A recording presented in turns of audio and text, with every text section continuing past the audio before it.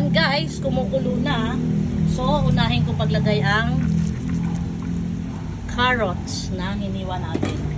Ayan. Unahin lang natin kasi medyo matigas ito. Ayan. Para lang makasipsip siya ng init. No? Ayan. Huwag na natin hintayin na kumulo pa kasi ma-overcook naman siya bago natin ilagay ang patatas.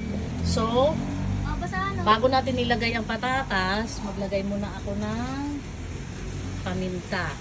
Paminta guys, bahala kayo kung gaano kadami ilagay yung paminta. Ayan. Ngayon, ilagay na natin ang patatas. Tapos ka na?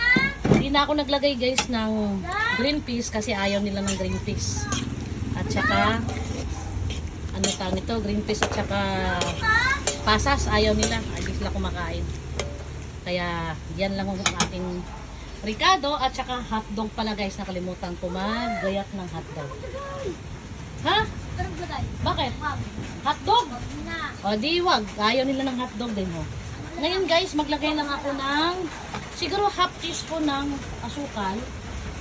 Ayan, to blend the taste. Yan. EJ!